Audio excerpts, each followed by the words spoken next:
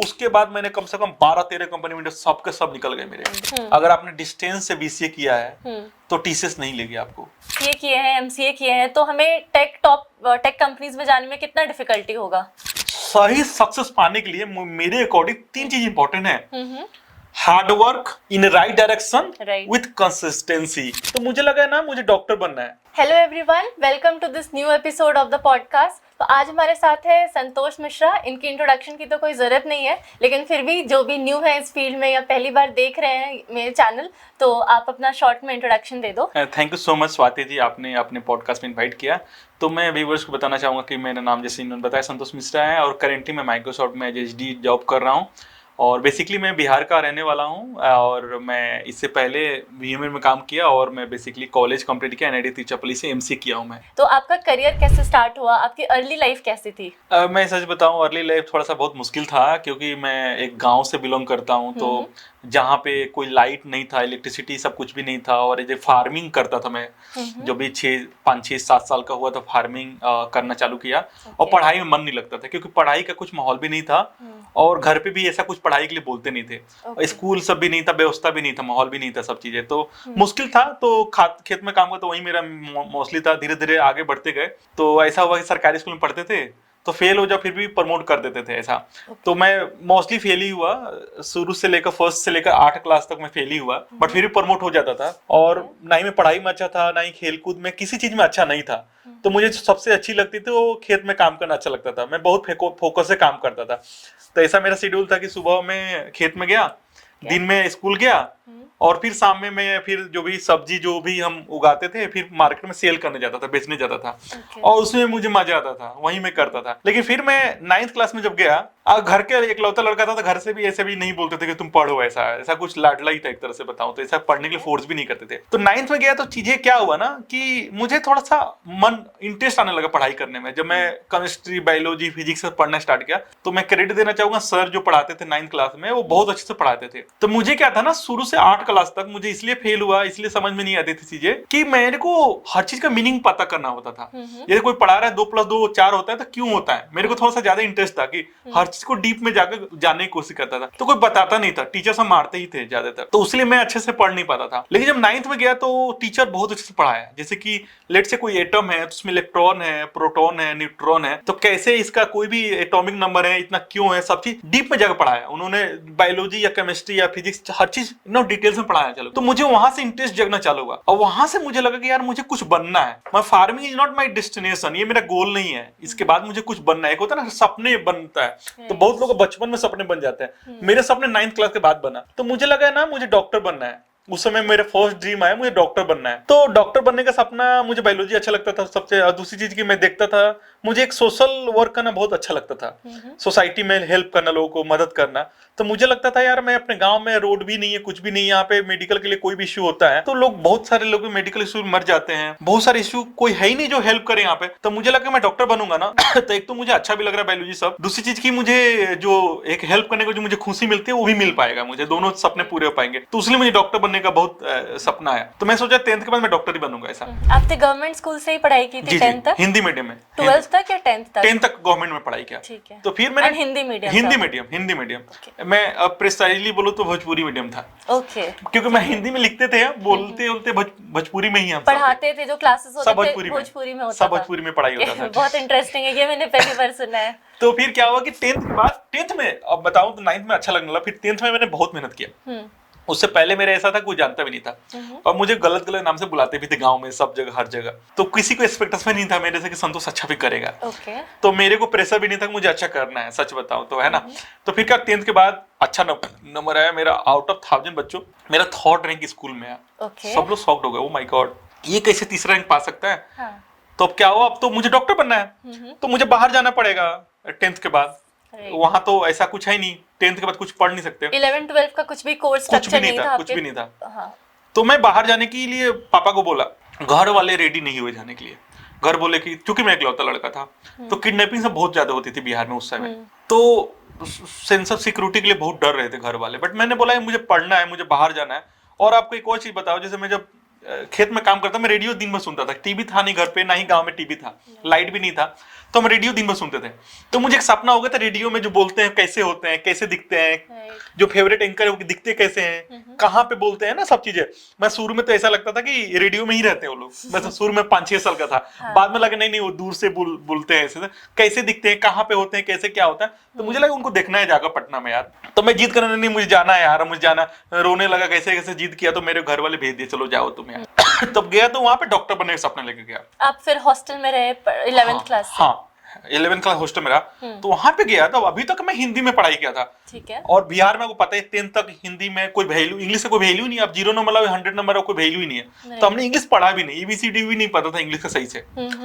और मैं पहली बार पटना गया तो हिंदी बोलना स्टार्ट किया और इंग्लिश में पढ़ना स्टार्ट किया। तो वहां पे जब मैं टीचर में एडमिशन लेने गया बायोलॉजी के लिए, तो सिलेबस जब देखा हर चीज इंग्लिश में था शुरू से लास्ट तक।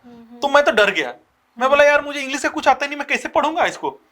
और मैं क्या इतना जिद करके, इतना रो के घर से बाहर गया, और अगले 2 दिन बाद मैं वापस घर ही आ गया। अच्छा, क्योंकि मैं लगा मैं तो कर ही नहीं पाऊंगा कुछ भी यार। ये बायोलॉजी मुझे तो कुछ आता ही नहीं है यहाँ पे, मैं तो इंग्लिश चैलेंज है यहाँ, बायोलॉजी छोड़ो, मुझे इंग्लिश का आता ही नहीं कुछ, मैं कैसे समझूंगा। टीचर पढ़ाएंगे, मैं अभी तो भोजपुरी में पढ़ के मैं समझूंगा कैसे इंग्लिश में। मैं डर के वापस आ गया घर पे।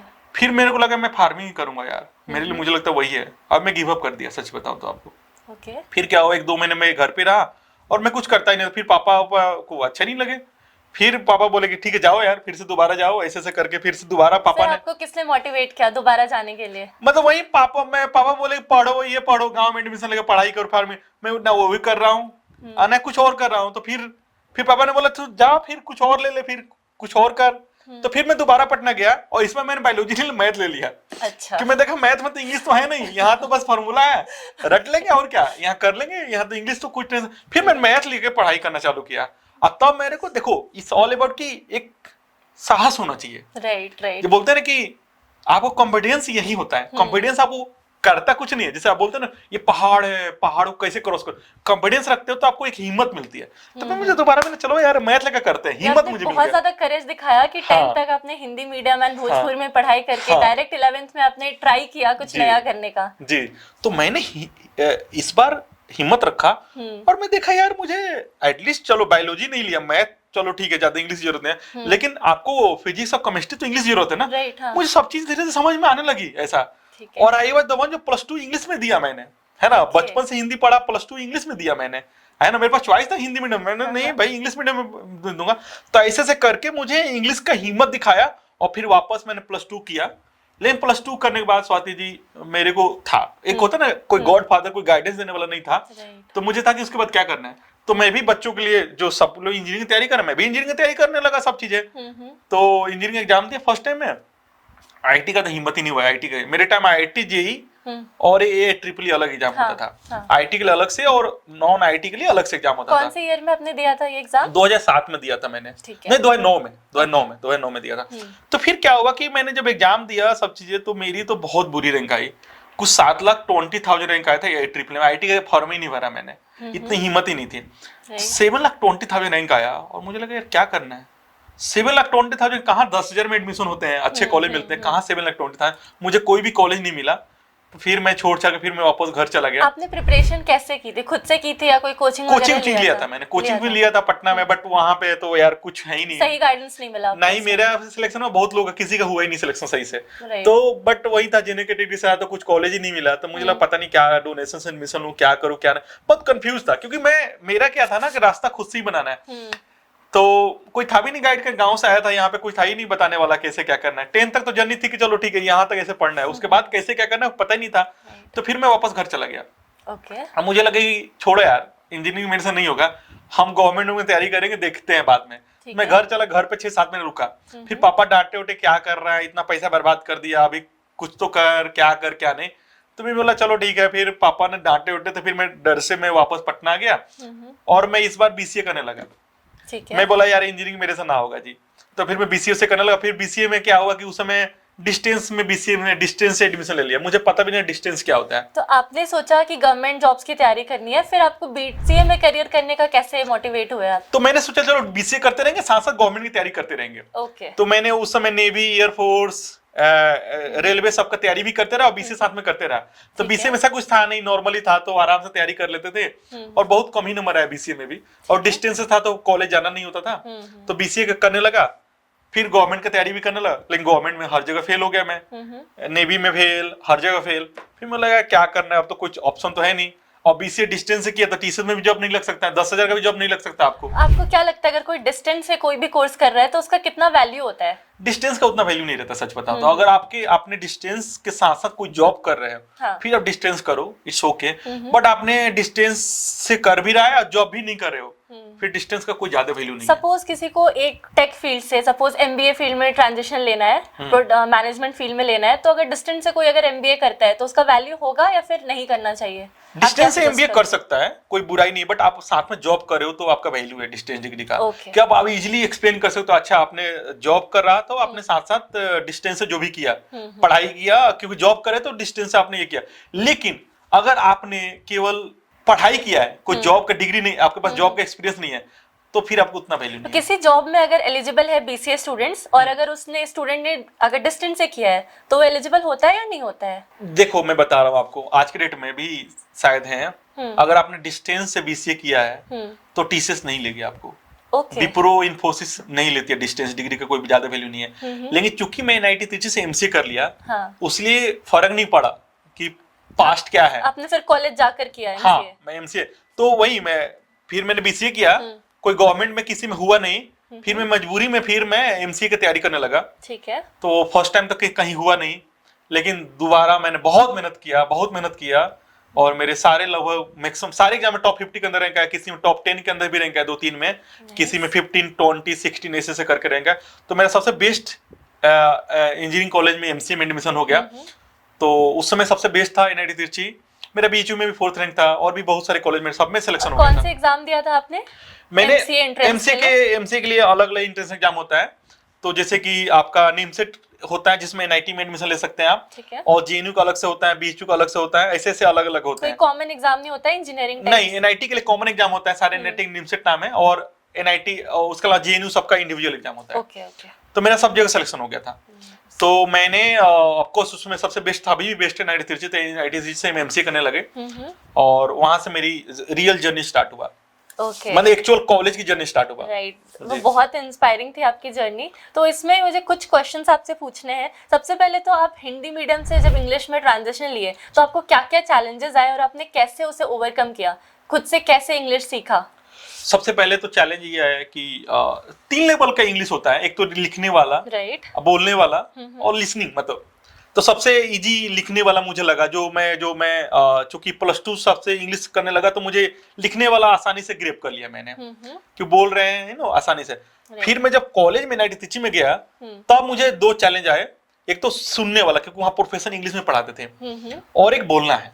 2 चैलेंज फेस किया। तो सबसे ज्यादा जो मैंने सीखा, तो लिखने वाला तो लिख के सीख गए, बोलने वाला और सुनने वाला। तो उसमें सुनने वाला भी मूवी देखा मैंने, बहुत सारे मूवी इंग्लिश में देखना चालू किया। उससे क्या हुआ कि मैं इंग्लिश समझना स्टार्ट कर दिया। अच्छा, कोई बोल रहा है तो इंग्लिश समझने लगा, या प्रोफेसर जो कॉलेज में बोल रहे हैं उससे समझने लगा इंग्लिश, या सीनियर बोल रहे हैं इंग्लिश में, उससे समझना हैबिट हो गया। सबसे मुश्किल हुआ बोलने वाला। तब बोलने वाले मैंने तो जो चीज किया, एक तो मिरर के सामने बोलना, दोस्तों के साथ इंग्लिश बोलना, है ना, क्योंकि आपको पता होता है बोलना क्या है, लेकिन आप सेंटेंस फॉर्मेशन नहीं कर पाते हो। राइट, ये चैलेंजेस काफी आता है। या लॉन्ग टाइम तक इंग्लिश नहीं बोल पाते हो आप। तो जब सुनते हो ना, जैसे आप मूवी देखते हो, तो अपना सेंटेंस बनाना सीख जाते हो, है ना, कि एनीथिंग लाइक, है ना, कि आप बोलना सीख जाते हो, सेंटेंस फॉर्मेशन सीख जाते हो। तो मैं सेंटेंस फॉर्मेशन सीख गया धीरे धीरे करके। तो मूवी देखना, नोवेल पढ़ना, बार बार इंग्लिश में लोग आसपास बातें कर रहे हैं, तो धीरे धीरे वो सब मुझे हेल्प किया। तो आपको वहाँ पे इंग्लिश बोलने का, स्पीकिंग का इन्वॉल्वमेंट मिला एनआईटी में जाकर? वहाँ पे हिंदी में बात ही नहीं कर, सीनियर फोर्स करते थे, हिंदी में बात ही नहीं कर सकते हो, तो इंग्लिश में ही बोलना है भाई। तो ऐसा है ना, टूटा फूटा जो भी है बोल। तो ऐसा है ना, जैसे कि हमने बचपन में जब जन्म लिया, राइट, तो हिंदी बोलना चालू, कैसे बोलना चालू किया, छोटा मोटा बोलते थे। सेम चीज वहां भी यार, कोई भी लैंग्वेज आप ऐसे ही सीखते हो, धीरे धीरे बोलते हो, धीरे धीरे सुनते हो। सबसे पहले क्या करते हैं, बच्चा एक जन्म लेता है, 2 साल 3 साल के बाद बोलना चालू करते रहे। उसमें क्या सुनता है, सुनता है मम्मी पापा ऐसे, हिंदी सिखाया नहीं कि हम लोग सुनते सुनते सीख गए, राइट राइट। तो सुनता है तो उसको सेंटेंस समझ में आता है, जाना है मार्केट जाना है, ये करना है वो करना है, धीरे धीरे सुनते सुनते उसको 90% हैबिट हो जाए, फिर बोलना स्टार्ट कर देता है। तो सुनने की हैबिट बहुत इंपॉर्टेंट है। तो उसके लिए मूवी देख सकते हो, इंग्लिश में मूवी देख सकते हो, नॉवेल पढ़ सकते हो, टीवी न्यूज चैनल। तो मेरे को न्यूज देखने का बहुत शौक था, ठीक है, तो मैं इंग्लिश न्यूज चैनल खूब देखता था, तो बहुत सारे इंग्लिश न्यूज चैनल देखता था, ऐसे कर मुझे उससे धीरे धीरे हेल्प मिली। ये बहुत सारे स्टूडेंट्स का क्वेश्चंस होता है या फिर उनको चैलेंजेस आते हैं कि हमें इंग्लिश बहुत अच्छे से नहीं हम कम्युनिकेट कर पाते हैं, तो हम इंटरव्यू में कैसे इंटरव्यू दे पाएंगे। तो आप इस पे बता सकते हो कि इंग्लिश स्पीकिंग कितना इंपॉर्टेंट है फॉर इंटरव्यूज। देखिए एक बात बताओ, आपको इंटरव्यू देना बहुत ईजी है, क्यों इंटरव्यू में आपको टेक्निकल इंटरव्यू देना होता है, राइट। तो आप जो पढ़ते हो जैसे कि अप्रेंटिसशिप का डिफिनेशन देना, ये करना वो करना, आप आसानी दे सकते हो, because that is very easy, क्योंकि आपने ऑलरेडी इंग्लिश में पढ़ा है, तो आपको आसानी से आप जैसे कोई डीएसए क्वेश्चन पूछा गया तो आपको बहुत कम इंग्लिश बोलना पड़ता है। जो इंग्लिश बोलना आप ऑलरेडी कर रहे हो, डे बाय डे सिलेबस में पढ़ाई कर रहे हो, डे बाय डे कर रहे हो, तो that is very easy. Interview crack करना इंग्लिश में बहुत आसान है। मुझे डिफिकल्ट क्या लगता है कि नॉर्मल टॉक, जब जनरल टॉक करना इंग्लिश में वो मुश्किल लगता है, क्योंकि टेक्निकल है नहीं। लेट्स चलते हुए रास्ते में किसी से बात करना है आपको कि लेट्स आपको जाना है, ये रास्ता कहाँ पे है, क्या क्या चैलेंजेस आएंगे, ये सब चीजें, ये बहुत डिफिकल्ट है। ओके, कि उसमें आपको रियल चैलेंज आएगा, आपको नए नए इंग्लिश वर्ड आपको आ सकते हैं, कुछ भी आ सकता है आपको। लेकिन आप जब टेक्निकल इंटरव्यू देना, आपको पता है लिमिटेड वर्ड ही आना, जो दिन भर आप सुनते ही हो, दिन भर प्रैक्टिस करो, सुबह शाम तक प्रैक्टिस करो, को पता ही है कि यही सब वर्ड से बोलना है आपको। ओके, मतलब अगर इंग्लिश किसी की बहुत अच्छी नहीं है लेकिन प्रैक्टिस से वो इंटरव्यू में अच्छा परफॉर्म कर सकता है, so English is not a barrier. Interview crack करने के लिए आपको इंग्लिश एक्सपर्ट होना जरूरी नहीं है, नेटिव इंग्लिश स्पीकर होना जरूरी नहीं है आपको। ये आई थिंक बहुत ही वैल्यूएबल एडवाइस होगा जो भी ऑडियंस देख रहे हैं ये वीडियो, जी जी, इसके लिए। और आपके लिए मेरा ये क्वेश्चन है कि आपने बताया कि आपने गवर्नमेंट एग्जाम्स की प्रिपरेशन स्टार्ट की थी, फिर आप बीसीए पे डिस्टेंस से करने लगे, तो वहाँ पे आपके क्या सेटबैक्स आए थे? गवर्नमेंट एग्जाम्स की प्रिपरेशन कैसी रही? वहाँ पे क्या आपने चैलेंजेस फेस किए? पहले तो मैं जब तैयारी कर रहा था, गवर्नमेंट का सपना था, बहुत सारे गवर्नमेंट एग्जाम में एलिजिबल, मेरे एज ही नहीं था वहां पे उस समय, एज बहुत कम थे उस समय, तो मैं एलिजिबल नहीं था। तो जैसे बैंक पीओ सब में एलिजिबल नहीं था, तो मैं जो भी एलिजिबल था, जैसे कि नेवी, एयरफोर्स है ना, इन सब का एग्जाम दिया, मेरे नहीं हुए, सच बताओ वहां पे। तो मेरे लिए था यार, मैं I am not capable enough, ऐसे बहुत सारे थॉट आते थे। लेकिन फिर लगता था यार ठीक है ना, घर पे किसी का एक्सपेक्टेशन है नहीं, करो ना। मेरे लगा लाइफ में ठीक है कुछ करते हैं, मेरे को लगा ठीक है करना है। तो उस समय मैं बहुत सारे मोटिवेशनल बुक्स पढ़ता था, मोटिवेशनल कोट्स बहुत पढ़ता था उस समय। तो मेरे को लगता था यार मैं कर लूंगा, बहुत सारे मोटिवेशनल वीडियोस देखता था, सब चीजें मुझे लगा सब कर लेता, मैं भी कर लूंगा, और मुझे लगा करते हैं ऐसे करके। तो मेरे को चैलेंज ज्यादातर आया ना, पता नहीं, मुझे ऐसा नहीं था कि मेरे अंदर कैपेबिलिटी नहीं थी, मुझे गाइडेंस नहीं मिला, है ना। एक छोटा सा एग्जांपल बताता हूँ। गाइडेंस बहुत इंपॉर्टेंट होता है, आप कितने भी कैपेबल, अगर आपके पास डायरेक्शन नहीं है तो आप कैसे चलोगे? वही चीज है, मैं आपको बताता हूँ, आपको एक चीज बता रहा हूँ। जैसे विराट कोहली जैसे successful cricketer, but is not successful engineer, मतलब इंजीनियर हम लोग से नीचे है, जैसे मैं बता रहा हूँ आपको। तो लेकिन वो सक्सेसफुल किसमें है? वो क्रिकेटर में, क्योंकि क्रिकेट में उसको गाइडेंस मिल गया, सक्सेसफुल बन गया। लेकिन वो अगर वो इंजीनियर बनना चाहता, शायद इंजीनियर सक्सेसफुल नहीं हो पाता हम लोग इतना। तो मुझे लगता है ना कि आपको एक प्रॉपर गाइडेंस बहुत इंपॉर्टेंट है। दुनिया में कोई भी इंसान कहीं भी है, आप किसी से भी कम नहीं हो, कोई भी इंसान किसी से कम नहीं। इट्स ऑल अबाउट गाइडेंस जरूरी है। उसको प्रॉपर गाइडेंस मिल गया सही टाइम पे, उसने अच्छा सक्सेस बन गया। आपको नहीं मिला, आप नहीं बने हो। तो इसका छोटा सा एग्जांपल देना चाहूंगा। जैसे कि मान लो आपको यहाँ, आप हो अभी हैदराबाद, हम लोग किसी गली में बैठे हैं, राइट, आपको दिल्ली जाना है, तो आपको प्रॉब्लम कोई हाईवे पे लेकर छोड़ देना, आपको बता दे कि भाई यहाँ से सीधे दिल्ली चले जाना है, सीधे हाईवे है, आपको प्रॉब्लम नहीं है। भले वो 2000 की जर्नी है, 2000 किलोमीटर जर्नी है, आपको ज्यादा मेहनत नहीं आना है। मेहनत पता है क्या आएगा? जो गली में बैठी है ना, यहाँ से जो मेन रोड, जो हाईवे है ना, वहां पकड़ने में आपको मेहनत, आपको लोड पड़ने वाला है। आपको सबसे ज्यादा डिफिकल्टी, सबसे ज्यादा फेलियर होगा। आप बार बार इधर इधर गली में भटक के आप बार बार इधर ही स्टक हो जाएंगे। तो मुझे लगता है इस दुनिया में, एनालॉजी मुझे बहुत अच्छी लगी। हाँ, तो इस दुनिया में मुझे लगता है हर कोई मेहनत करने के रेडी है, हर कोई हार्डवर्क, टाइम, पेशेंस हर किसी के पास है। वो जो शुरू का जो गाइडेंस हो ना, जो एक सही जगह पर हाईवे ले जाने वाला है ना, वही डिफिकल्ट होता है। तो मुझे लगता है वो गाइडेंस बहुत इंपॉर्टेंट है। तो गाइडेंस आपका कोई गॉड फादर हो सकता है, आपके फैमिली में कोई गाइड कर सकते हैं, या कोई सीनियर गाइड कर सकते हैं, या बहुत सारा पॉडकास्ट देख सकते हो, बहुत सारी या ऐसे इंफॉर्मेटिव चीजें देख सकते हो, बहुत सारे बुक्स पढ़ सकते हो, उस सबको प्रॉपर गाइडेंस मिल सकती है। तो मुझे लगता है ना कि एक होता है ना कि वो जो गाइडेंस जो है ना, राइट डायरेक्शन में मेहनत करना। कोई बोलता है कि हार्डवर्क से सक्सेस पाना, भाई केवल हार्डवर्क मैटर नहीं करता है। सही सक्सेस पाने के लिए मेरे अकॉर्डिंग 3 चीज इंपॉर्टेंट है। Hard work in right direction with consistency. तीनों चीज इंपॉर्टेंट है। ये आपने बहुत अच्छा मैसेज दिया है ऑडियंस के लिए कि ये 3 चीज पे फोकस करो, बहुत इंपॉर्टेंट है, आप कुछ भी अचीव कर सकते हो। हाँ, हार्डवर्क तो गधा भी करता है, हार्डवर्क घोड़ा भी करता है, लेकिन गधा कोई वैल्यू नहीं है, घोड़ा का ज्यादा वैल्यू है। तो भाई केवल हार्डवर्क से आप सक्सेस नहीं पा सकते हो, hard work with right direction with consistency, तीनों चीज जब मैच होगा ना वो आपको बहुत फास्ट सक्सेस दिलाएगा। ग्रेट जी जी जी, बहुत अच्छा मैसेज मिला आपसे, ये मुझे भी बहुत कुछ सीखने मिल रहा है आपसे कॉन्वर्सेशन करके। तो अब आप बताओ कि बहुत सारे स्टूडेंट्स का ये क्वेश्चन होता है कि BCA किए हैं, MCA किए हैं, तो हमें टेक कंपनीज में जाने में कितना डिफिकल्टी होगा? देखिए, आप BCA के बाद भी टेक कंपनी में जा सकते हैं। आप छोटी मोटी कंपनी से, जैसे TCS सबसे स्टार्ट करके और भी बहुत सारे स्टार्टअप से स्टार्ट करके आप जा सकते हैं। एक बार आपने एक्सपीरियंस 2-3 साल के लिए लिया तो फिर मैटर नहीं करता BCA की क्या किया। बट डायरेक्ट अगर कोई स्टूडेंट BCA से या MCA से टॉप प्रोडक्ट बेस्ड कंपनीज के लिए एलिजिबल होता है या नहीं? देखिए, अगर आपने BCA किया नॉर्मल कॉलेज से तो आप top company, I am talking about Microsoft, Amazon, Google, आपको नहीं इंटरटेन करेगा। ऑफ कैंपस भी अप्लाई नहीं कर सकते? नहीं करेगा, इंटरटेन नहीं करेगा। आपने BCA नॉर्मल कॉलेज से किया है तो। अगर आपने MCA अच्छे कॉलेज से किया है, NIT से किया है, टॉप NIT से किया है, तो वहाँ MCA ऑलरेडी ये टॉप कंपनी प्लेसमेंट के लिए जाती है, तो थ्रू कॉलेज प्लेसमेंट आप ले सकते हैं। आपका कैसे प्लेसमेंट हुआ था? मेरा तो अच्छा जगह प्लेसमेंट नहीं हुआ था MCA के बाद, और मेरा टेराटम हुआ था, पैकेज भी 6 लाख का था। वो MCA आपके कॉलेज से ही प्लेसमेंट हुआ था? कॉलेज से ही हुआ था, कॉलेज से हुआ था। तो NIT से टॉप है तो सारे कंपनी आती है, बहुत सारे अपॉर्चुनिटी मिले थे। तो मेरा अच्छा नहीं हुआ था, बट यस, टेराटम में जाने के बाद मैंने अराउंड 1 ईयर काम करने के बाद मैं अच्छा स्टूडेंट था, मैंने पढ़ाई में बहुत अच्छे से पढ़ाई किया था, बट मेरा नहीं हो पाया था सिलेक्शन। ठीक है, बहुत सारे टाइम लक भी काम करता है, बहुत सारे फैक्टर्स भी होते हैं, बहुत सारे फैक्टर, बट मैंने प्रिपरेशन कंटिन्यू रखा और टेराटम आने के बाद पढ़ाई करते रहा और 1 साल बाद मेरा VMN में हो गया। तो टेराटम में मैं जब था तो अपने कॉलेज में क्लास में सबसे लोएस्ट पैकेज पे था, और 1 साल बाद मैंने क्लास का सबसे हाईएस्ट पैकेज 30 लाख का पैकेज में मेरा जॉब लग गया VMN में। That's very inspiring. तो आपको कैसे मोटिवेशन आया कि आपको जॉब स्विच करना है 1 साल वहां काम करने के बाद? यार, मुझे तो दिल में यही लगता था मेरे साथ जस्टिस नहीं हुआ है, मैंने खुद के साथ जस्टिस नहीं किया है, क्योंकि यार मेरा जब प्लेसमेंट हो गया टेराटम में तो मैं उसके बाद अपने क्लास के लोगों को पढ़ाया बहुत सारे, और जो पढ़ाया वो अच्छे पैकेज पे चले गए। अच्छा, आपने पढ़ाना तभी से स्टार्ट कर दिया था? हाँ, मुझे अच्छा लगता था, मैं जूनियर को भी पढ़ाया, बहुत सारे जूनियर को भी हेल्प किया, मेरे को अच्छा लगता पढ़ाना। ऐसा मैं बताया ना कि बचपन से मेरा हेल्प करने का एक था नेचर। तो मैंने पढ़ाया तो मैं देखा कि यार ये लोग का तो अच्छी जगह हो गया, तो मेरे को लगा मैंने खुद के साथ जस्टिस नहीं किया, तो मैं पढ़ाई कंटिन्यू रखा। और मेरे को क्या है ना स्वाति जी, देखिए मेरा क्या है, जैसे DP UP मुझे अच्छा लगता था पढ़ना, बट DP अच्छा स्ट्रॉन्ग नहीं था, तो मेरे को कहता DP स्ट्रॉन्ग करना है। इट्स नॉट अबाउट मुझे कंपनी क्रैक करना नहीं करना अलग बात है, बट मैं खुद के अंदर सेटिस्फाइड नहीं होगा अनटिल अनलेस मैंने सारे सब्जेक्ट अच्छे से नहीं पढ़ाई किया है ना। तो फिर मैंने पढ़ाई कंटिन्यू रखा, और फिर मेरे 1 साल बाद मेरा VMN में इंटरव्यू देने गया, तो VMN में बहुत अच्छा इंटरव्यू गया और कुछ 6-7 राउंड इंटरव्यू हुए थे, सारे राउंड क्लियर हो गए। आपका रोल क्या था? सॉफ्टवेयर इंजीनियर या टेराटम सॉफ्टवेयर था, और वहां पे MTS था, मेंबर ऑफ टेक्निकल स्टाफ। तो आप इक्विवेलेंट सॉफ्टवेयर इंजीनियर। बता सकते हैं कितने राउंड्स हुए थे वहां पे और कैसा राउंड्स था?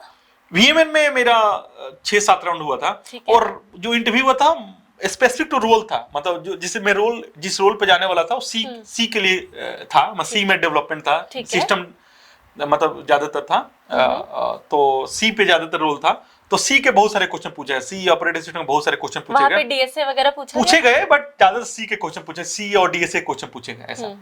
तो इजी ही था, मैं ज्यादा हार्ड नहीं बोलूंगा, इजी था मैंने सारे राउंड निकाल लिया। जो लास्ट में मैनेजर राउंड था, तो मैनेजर को बताया, मैनेजर ने पूछा सैलरी कितना है, मैंने बताया इतना सैलरी है, तो मैनेजर खुद में सरप्राइज हो गया कि भाई इतना अच्छा इंटरव्यू दे रहे हो, इतना कम सैलरी है तुम्हारा, कैसे मतलब। बट बोला यार पता नहीं क्यों है। फिर मैंने वहां से पैकेज मिला, जो भी आई एम वेरी मच हैप्पी। फिर वहां पे 2.5 ईयर काम किया, फिर मेरा माइक्रोसॉफ्ट में सिलेक्शन हुआ। ठीक है, तो उसके बाद भी आपने प्रिपरेशंस अपनी कंटिन्यू रखी थी? नहीं, मैं कभी पढ़ता था, मैं प्रिपरेशन नहीं करता था, बट हाँ कभी कुछ पढ़ लिया, ऐसे कुछ पढ़ते रहता था कभी। बट हाँ 2 साल बाद मुझे लगा चलो ठीक है, फिर से तैयारी करना चाहिए। ठीक है, तो मैंने तैयारी करना चालू किया, तो फिर से नए चैलेंज आए, जैसे कि मैंने देखा कि 2 साल बाद मैंने देखा कि बहुत सारे इंटरव्यू प्रोसेस चेंज हो गए हैं, कि उस समय क्या था, DP is the highest level, मतलब 5 राउंड का इंटरव्यू है, तो 3-4 राउंड में नॉर्मल एरे, स्ट्रिंग, ट्री के क्वेश्चन पूछे थे, तो लास्ट जाते थे DP क्वेश्चन में भी पूछ लिया जाएगा, तो वो भी मीडियम तक ही पूछा जाएगा। जब मैं दोबारा इंटरव्यू माइक्रोसॉफ्ट टाइम पे इंटरव्यू देने स्टार्ट किया, बहुत सारे कंपनी में इंटरव्यू दिया, तो मैं देखा यार यहाँ पे तो DP से ही स्टार्ट कर रहे हैं, ग्राफ से ही स्टार्ट कर रहे हैं, स्टार्टिंग की ग्राफ DP है। तो मैंने देखा यार मेरा रिजेक्शन भी हुआ बहुत सारे कंपनी में, तो मैंने देखा यार रिजेक्ट क्यों हो रहा हूँ मैं। आप अपना एक रिजेक्शन स्टोरी शेयर करना चाहोगे जिससे आपको सबसे ज्यादा लर्निंग मिली हो? हाँ, जैसे कि मैं माइक्रोसॉफ्ट का ही इंटरव्यू दिया सबसे पहले। ठीक है, तो सितंबर मंथ मुझे याद है 2020 में इंटरव्यू दिया माइक्रोसॉफ्ट का, तो मैं डीपी कोच में रिजेक्ट हो गया। ठीक है। तो मैं फंस गया, मैं तो होता ना कि रिकर्शन ट्री नहीं बना पाते थे सब चीजें, तो मेरे को स्टक हो गया। मैं एक ग्राफ का भी क्वेश्चन वो भी नहीं बता पाया मैंने। तो मुझे लगा मैं क्या है, और एक दो और कंपनी इंटरव्यू दिया अमेजन में, वहां भी रिजेक्ट हो गया। तो मुझे लगा यार मुझे आता नहीं है कि क्या है, मतलब मैं फेल हो रहा हूँ। तो मैं दूसरे तरीके से देखा, पता नहीं, एक आपने बहुत बचपन सुना हुआ ग्लास खाली है, हाँ। आधा पानी भरा हुआ, तो कुछ लोग देखते हैं ग्लास खाली है, कुछ लोग नहीं, ग्लास आधा भरा हुआ आधा ही खाली है ना। तो पॉजिटिव और नेगेटिव देखने का नजरिया होता है। तो मैंने देखा यार कि ऐसा नहीं कि मुझे नहीं आता है, मुझे आता है। एक बैलून की तरह समझो नॉलेज को, एक बैलून की तरह है चीजें। एक छोटा सा होल है, उसके हवा ट्रैप नहीं हो पा रही है, तो एक छोटी सी होल की वजह से, एक छोटी सी गैप की वजह से मैं सक्सेस नहीं कर पा रहा हूँ। तो जो गैप था ना, वो काइंड ऑफ लाइक मुझे डीपी और ग्राफ अच्छे से नहीं आते, इसलिए मैं सक्सेस नहीं कर पा रहा। अब मुझे ओवरऑल दिख रहा है मैं फेल हूँ, बट मैं फेल नहीं हूँ, मैं 90% सक्सेस हूँ, 10% फेल हूँ। तो 10% एरिया फोकस करना है। तो डीपी और ग्राफ बहुत अच्छे से पढ़ाई किया, एक डेढ़ महीने टाइम दिया, इंटरव्यू देना बंद कर दिया, एक डेढ़ महीने बहुत अच्छे से फोकस किया और बहुत अच्छे डीपी पढ़ा और ग्राफ पढ़ा। उसके बाद मैंने कम से कम 12-13 कंपनी में सबके सब निकल गए मेरे। ग्रेट, बहुत इंस्पायरिंग है। इससे यहाँ पे हमें ये मैसेज मिलता है कि अगर कुछ भी अगर हम लैक कर रहे हैं तो उस चीज पे फोकस करना चाहिए जिस पे गैप है, और उस पे हमें ज्यादा इंप्रूवमेंट की जरूरत है। हाँ। ये नहीं सोचना चाहिए कि हमसे नहीं हो रहा है, बल्कि जो हम लैकिंग कर रहे हैं उस पे फोकस करो, and then you will definitely achieve success, जैसे इन्होंने किया। 12-13 कंपनी में सेलेक्ट हुए हैं। अरे मैं एक और एग्जांपल देना चाहूंगा, जैसे कोई जंप करता है, राइट, जैसे मान लो मिलिट्री में भर्ती होने जाते हैं, जंप करते हैं, राइट, और 10 फुट का जंप है, और कोई लड़का 99.9 फुट जंप किया, तो उसको दुनिया बोलते थे फेल है भाई। कोई 10 कर दिया, जो एक ही जंप एक्स्ट्रा किया, उसको सक्सेस मान लेती है। भाई आपको 0 और फेलियर को नहीं देखना है, सक्सेस और फेलियर को 0 और में नहीं देखना है, सक्सेस फेलियर परसेंटेज में देखो कि भाई जो 9.9 जॉब करते हो 99% सक्सेस है, उसको बस 0.1% 1% पर काम करना है भाई। तो ऐसे आप देखोगे तो मोटिवेशन मिलेगा, प्लस आपको पता भी चला गैप कहाँ है। बट मोस्टली सोसाइटी में ऐसे ही जज करती है 0-1 पे, तो वो सेल्फ मोटिवेशन थोड़ा कम हो जाता है। अगर हम 99% पे अचीव करते हैं तो लगता है कि हम 0 पे है। यही चीज है ना, आपको सोसाइटी के लिए काम नहीं करना, सोसाइटी को डिमोटिवेट करेगी हमेशा, ठीक है। आपको खुद के अंदर, आप जब सोने जा रहे हो, आपको खुद का ना सोचना है कि क्या आपके साथ खुद के साथ जस्टिस किया कि नहीं किया। बहुत सारे बंदे हैं, विराट कोहली शतक मार के भी दुखी हो सकता है। कोई नॉर्मल चलता फिरता प्लेयर मान लीजिए 20-30 रन बना के भी खुशी हो सकता है। तो हर पर्सन का सक्सेस का पैरामीटर अलग होता है, डिपेंडिंग ऑन, राइट। तो आपका पैरामीटर रेफरेंस पॉइंट क्या है सक्सेस का, है ना। अपना पैरामीटर खुद बनाना चाहिए। आपका पैरामीटर खुद ही बनाओ यार, कोई जरूरी नहीं आप माइक्रोसॉफ्ट में आकर आप सक्सेसफुल फील करो। मे भी आपका सपना नासा में जाना हो, मे भी आपका सपना इसरो में जाना हो, तो आपका रेफरेंस पॉइंट आप खुद होना चाहिए। आपको क्या बनना है यार, सोसाइटी हु केयर्स यार, सोसाइटी कौन होता है यार, सोसाइटी के प्रेशर में रहो यार, खुद से सोचो आप खुद क्या बनना चाहते हो। तो अब माइक्रोसॉफ्ट में आपके इंटरव्यू राउंड्स क्या-क्या थे? देखिए माइक्रोसॉफ्ट में इंटरव्यू में अराउंड 6 to 7 राउंड इंटरव्यू हुआ था। आपके कितने इयर्स ऑफ एक्सपीरियंस थे जब आपने इंटरव्यू दिया था? उसमें 3 साल का एक्सपीरियंस, 3-3.5 साल का एक्सपीरियंस था। ठीक है। तो मैं HD2 के लिए इंटरव्यू दिया था, बट जब ऑफर आया तो मेरा HD1 के लिए, आई डोंट नो क्यों आया, मैं तो अभी भी सरप्राइज हूँ। बट इंटरव्यू HD2 के लिए दिया था। ठीक है। तो HD2 इंटरव्यू के लिए जो ज्यादातर क्वेश्चन माइक्रोसॉफ्ट में सिस्टम डिजाइन और DSA दोनों क्वेश्चन पूछे जाते हैं। ठीक है। तो हर एक राउंड में मेरे से एक DSA क्वेश्चन पूछा गया और एक सिस्टम डिजाइन क्वेश्चन पूछा गया। तो टोटल 5 राउंड थे, टेक्निकल राउंड, जिसमें कि हर एक राउंड में सिस्टम डिजाइन और DSA क्वेश्चन पूछा गया। और उसके अलावा एक लास्ट राउंड जो था वो एक बहुत हाई लेवल का किसी डायरेक्टर के साथ इंटरव्यू था। तो उन्होंने मुझे एक पजल पूछा था, एक DSA क्वेश्चन पूछा था। ओके। तो ऐसे और आपके प्रोजेक्ट्स वगैरह के बारे में, पास्ट प्रोजेक्ट्स पे बहुत कम, बहुत हाँ, बहुत एक सिस्टम डिजाइन का राउंड था, उसमें थोड़ा बहुत पूछा गया, ज्यादातर नहीं। और कोडिंग टेस्ट वगैरह हुआ था? नहीं, ऑनलाइन कोडिंग टेस्ट नहीं हुआ था, सारे डायरेक्ट इंटरव्यूज से स्टार्ट। तो जनरली बहुत बार क्या होता है ना, माइक्रोसॉफ्ट कभी ज्यादा लोगों को हायर करती है ना एक साथ, तो उसमें कोडिंग टेस्ट ले लेती है एलिमिनेट करने के लिए। मेरे टाइम ऐसा था कि मैं अच्छे कंपनी से, अच्छे कॉलेज से भी था, तो डायरेक्ट इंटरव्यू हो गया मेरा। Okay, so that's great. और आपने क्या-क्या रिसोर्सेज फॉलो किया था प्रिपरेशन के लिए, वो आप थोड़ा शेयर कर दो ऑडियंस के साथ। तो उसमें मैंने 2-3 चीज फॉलो किया था। एक तो मैंने खुद का एक बुक बनाया था, एरे ट्री DPUP का, खुद से, तो उससे पढ़ता था, जो मैं आपके ऑडियंस को भी दे दूंगा, आप डाल देना।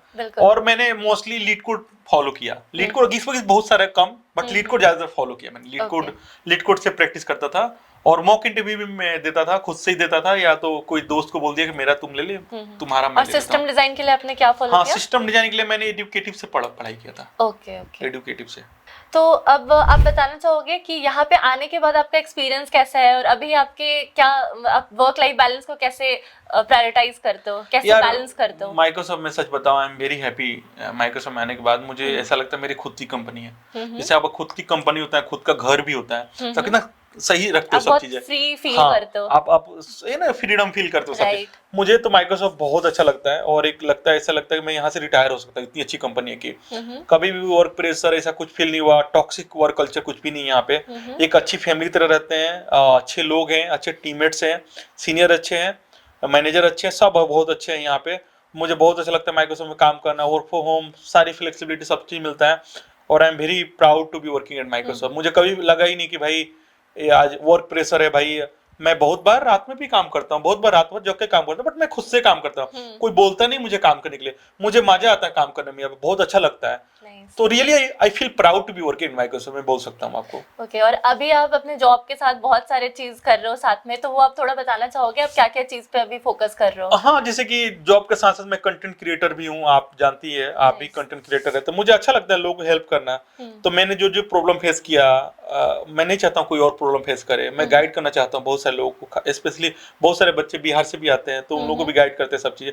तो कंटेंट क्रिएशन के थ्रू, लिंक्डइन पे, इंस्टाग्राम, यूट्यूब के थ्रू मैं चाहता हूँ हेल्प करता हूँ लोगों को। साथ साथ मैं बहुत सारे टेक्निकल कंटेंट भी बनाते हैं बहुत सारे, तो वो भी हेल्प होता है, उससे भी बहुत सारे लोग हेल्प होता है। मैंने बुक भी लिखा है ऑलरेडी, डीएसए का बुक लिखा है जो अमेज़न पे अवेलेबल है, और भी बहुत सारे बुक लिख रहा हूँ साथ साथ। मैं आपका बुक का लिंक दे दूंगी, शेयर कर दूंगी आपके ऑडियंस के साथ। तो ऐसे से बहुत कुछ कर रहे हैं, और भी बहुत सारा प्लान है आप दर्शकों के लिए। जी जी, ठीक है, तो अब आप लास्ट एडवाइस जो देना चाहोगे स्टूडेंट्स को, या फिर कोई अपने करियर में स्विच करना चाहता है कि top tech product based company में कैसे स्विच करे? देखो, मैं एक ही चीज बताना चाहूंगा, एक कंटिन्यूअस लर्निंग फोकस करो। आपका डेस्टिनेशन क्या है आपको भी नहीं पता होना चाहिए, आपका डेस्टिनेशन इनफिनाइट होना चाहिए। आप कभी खुद को ये मत रखो कि मुझे यहीं तक जाना है। हाँ, शॉर्ट टर्म गोल रखो कि मुझे 1-2 साल के अंदर यहाँ जाना है। अब कहाँ तक जाना है आपको भी नहीं पता है, तो आप एक पैशन आइडेंटिफाई करो, आपका पैशन क्या है, ऐसा चीज जो आप 24 घंटे कर सकते हो, बिना पैसे बिना मनी के कर सकते हो, जो आप रियली इंजॉय करते हो, पैशन फाइंड करो और उस पर जी जान लगा दो। ऐसा तो मैं जो टेक कंपनी में जाना चाहता, टॉप टेक कंपनी में यही बोलना चाहूंगा, आप जहाँ पे हो मैटर नहीं करता, आपका डेस्टिनेशन आपको पता होना चाहिए आपको जाना कहाँ है ना। जैसे आप रात में चांद को देखते हो ना, चांद इज समथिंग, है ना, वैसे ही आप गोल को देखो, मुझे यहाँ जाना है। और सच बताना, गोल को देख लिया ना, आपके रास्ते में कोई नहीं आने वाला है, मतलब आपके अलावा कोई उस गोल को पाने में आपको रोक नहीं सकता है, मतलब आपके अलावा, ठीक है। तो गोल को रखो और जीजा लगा दो उसको पाने के लिए। तो मैं एक फिर से एडवाइस देना चाहूंगा यही चीज, work hard in right direction with consistency. आपका ड्रीम को कोई नहीं रोक सकता पाने के लिए। एक और चीज बोलना चाहूंगा कि आपके सोसाइटी में, आपके आसपास बहुत सारे आपको आपके कैपेबिलिटी के ऊपर डाउट करते होंगे, तो एक ही चीज बोलना चाहूंगा, जो लोग आपके चलने के ऊपर डाउट करे, जब भी लोग आपके चलने के ऊपर डाउट करे, हमेशा उड़ने का सोचो, हमेशा दुनिया से आगे रहोगे, कोई नहीं रोक सकता आपको गोल पाने के लिए। So wishing all the very best. Hope करता हूँ जो भी पॉडकास्ट देख रहा है अपना अपना गोल अनदर 1 ईयर में कंप्लीट कर लेगा। मुझे बहुत अच्छा लगा, thank you for coming to this podcast. मुझे आपसे बात करके बहुत सारी लर्निंग्स मिली, और मैं पर्सनली भी आपको देखकर बहुत ज़्यादा मोटिवेट होती हूँ। मैं यहाँ आने से, आपसे मिलने से पहले से आपको जानती थी, एंड बहुत ज़्यादा मुझे भी जब लो फील होता है तो मैंने आपसे पहले बात किया है, बहुत अच्छा लगा, मुझे भी इंस्पिरेशन मिलती है आपसे। सो अगर आप कनेक्ट करना चाहते हो इनसे, तो मैं इनकी लिंक्डइन और इंस्टा सबके लिंक शेयर कर दूंगी, आप कनेक्ट कर लेना। So thank you for making time for this podcast. Thank you so much Swati ji, बहुत अच्छा लगा आपसे बात करते हैं। बाय।